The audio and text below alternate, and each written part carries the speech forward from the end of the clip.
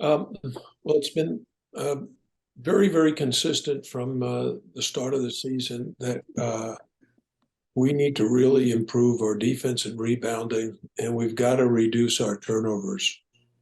Um, so we've spent a lot of time on that this week, and the guys are doing a good job in practice. It's the conversion into the game.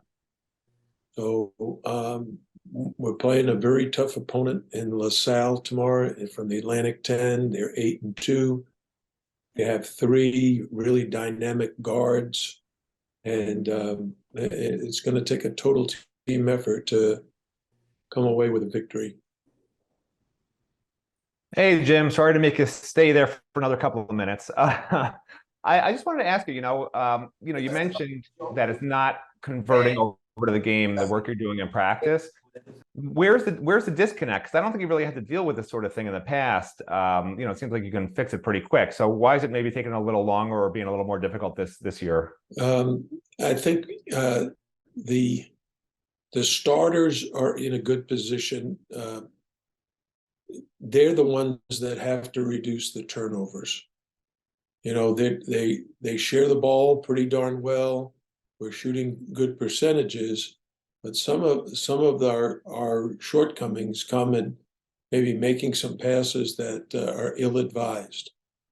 Right now, our turnovers are way too high. We're in the 200s as a team in the KenPom in turnovers. 2 years ago, we were 47. 2 years ago, we were 7th. Last year, we were 47th. Now we're like 225.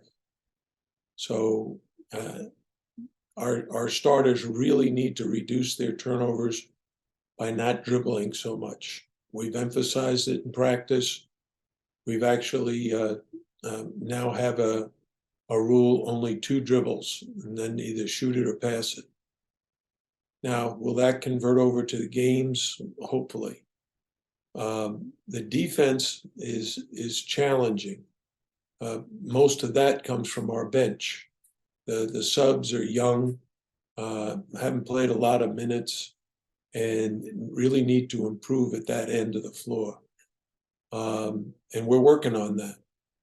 But it's a little bit discouraging not to see progress by this time in December. We're not taking even little steps forward. We're kind of just stuck with our defense being very inconsistent. Last week against LIU, we were really locked in to start the game, and then it wasn't so good for a while. Then we got locked in later on in the game and were able to come away giving up only 49 points, pretty much the same the week before against Notre Dame. Against Colorado, first half was a well-played half, but in the second half, we just did not guard them at all.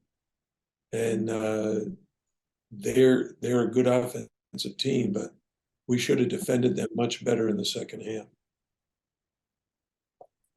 Other questions for Coach L? Go ahead, Adam. Hey, Jim, how's it going? Okay, Adam. So I know I heard you say a second ago that you feel like the team's not making the progress you want to see, feel kind of stuck. You got 3 games, before ACC play really, gets firing. Just what do you want to see in those 3 games? The most progress, the things that you'd want to see, or the things you want to see that would progress the most? Well, the first thing is we really need to reduce our turnovers.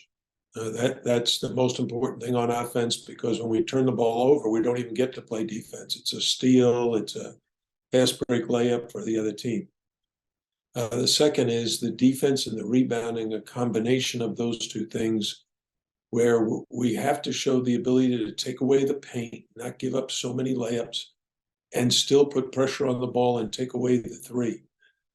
LaSalle is a very, very good 3-point shooting team. They're 2 guards, Brickus and Brantley are really tough guys to guard. And then they have Moreo, who comes in off the bench and can really light it up from 3. So we have to defend the 3 and still take away the paint, and we got to rebound and run. And then I think back to the Alabama game 2 years ago. Obviously, kind of a similar, non-conference neutral site game, kind of like the Colorado game. How much can a team learn, even mentally and stuff, not just like stuff that you need to do on the court, but like how much can a team learn about themselves from games like that? Yeah, I'm hoping. We met as a team, and I emphasize to them how important it is to learn. Got to improve. You just can't take a beating like that, not learn why it happened. And it was the same with the Kentucky game. Played a decent first half. It was a close game at halftime. And then we just didn't show up defensively in the second half. And that's the problem when guys think too much about their offense and not enough about their defense. And it's especially true of young guys who come in and off the bench and need to provide us with some much needed rest for our starters, but they got to learn to defend without fouling and rebound in traffic. Next question from Michelle Kaufman. Go ahead, Michelle. Hi, Jim. I'm sorry. I'm in the car and I missed the first minute or two. I don't know if you've addressed this, but I want to ask you about, turnovers. I looked at the numbers, 15 turnovers against Kentucky and 20 turnovers against Colorado. And Wooga and Norchad, who are both players who obviously are key players, and Wooga started off so great the start of the season. Does it concern you that they've been at the end of many of those turnovers? I'm assuming that's something you've talked to them about. And then rebounding, can you just turn guys into rebounders, or is it something, what can you do to get more rebounding from players other than Norchad? Thank you. Well, the first thing is I met with Wooga and Norchad on today's Friday, so it was Wednesday, and I met with Bensley Joseph. He's the third one that really needs to lower his turnover rate. I met with all of them. They understand. One of the things about players is they like to dribble. They like to put the ball on the floor and go one-on-one and try to score. But I've told them the best scoring comes when we're very efficient moving the ball and 2 dribbles or less. And we've put in a drill and we put in a rule, no more than 2 dribbles. And it's worked very well the last couple of practices. On, I think it was Tuesday we practiced and yesterday we practiced. And we did a good job with that. Will it convert to the games? That I don't know. It hasn't so far. I mentioned, I don't know if you were on when I said 2 years ago, Charlie Moore's team was 7th in the country in turnovers. Last year we were 47th in turnovers, and right now we're like 225th in turnovers. So that's a part of our game that has dramatically changed that we're trying to correct. We're using a drill called Toby, turnover ball elimination. That means if you turn the ball over, we eliminate that ball. We only have 12 balls in the rack. So if we turn the ball over 12 times in practice, then we're going to be running the rest of practice. And that day we did it, they only had 4 turnovers. So I know we're capable of reducing the turnovers. We just have to get more aware and more focused on not dribbling too much. The rebounding is a whole different story. Rebounding is a mindset. Rebounding is going after a loose ball. And every one of you guys can rebound. We've emphasized it every single day. But when guys are thinking about their offense so much, the shot goes up, they're thinking, okay, we're going to fast break, I'm going to get down the floor. Well, no, we're not, because the other team's going to get the rebound. And that's been, again, another issue. That's why I know in the preseason polls and all the preseason hypes and the top 25, top 10 ranking, This is not the same team as we've had 2 years ago or last year. Got a lot of young guys that are learning, and we have a lot of veterans who have a lot more responsibility.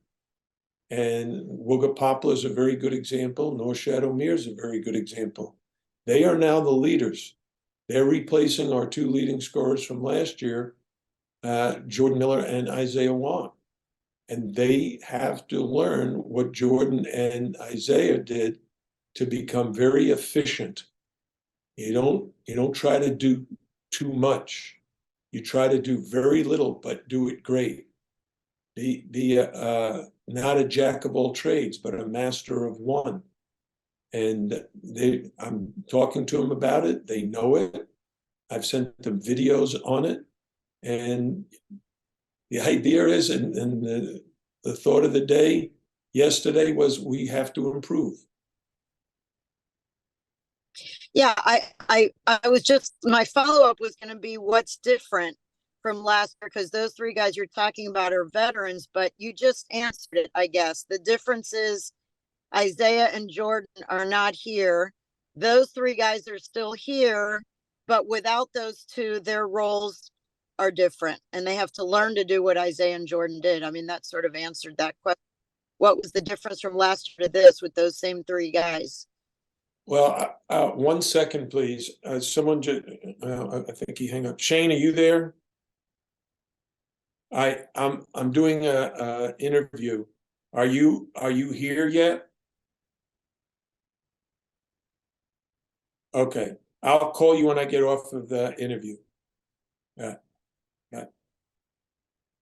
That was Shane Klein-Raminsky from Bowling Green. He graduated in 1995, and he's coming to our practice today.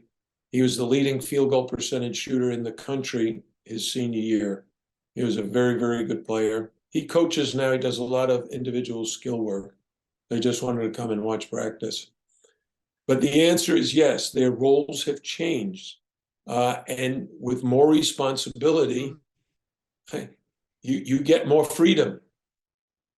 Yeah, but with that freedom comes accountability. All right, you got to do a better job. Not as good, you got to do better. Oh, Wooga's taking Isaiah's spot. He's our leading scorer. Well, can't turn the ball over.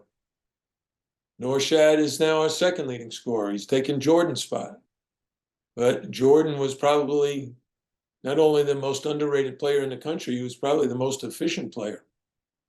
Very few turnovers, very few mental mistakes. All right, we got one more here from Marcus Benjamin. Go ahead, Marcus. Hi, Coach L. Just wanted to ask about the bench play. Excuse me.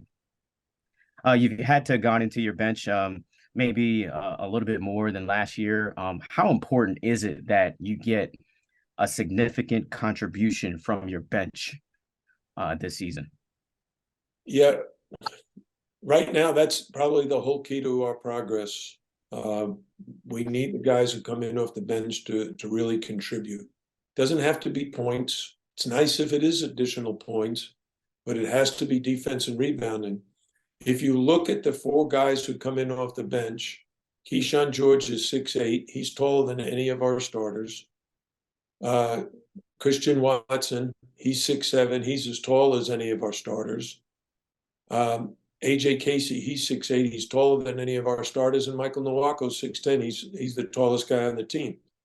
So those four guys, our emphasis for them is, hey, you got to defend and rebound. You got more size than the starters do. If you don't defend and rebound, you can't really help us. The scoring really is going to come primarily from our starters. A sub can get maybe 6 or 8 points. On occasion, Keyshawn George had 13 last week against LIU, but that's unusual for a guy off the bench to score in double figures.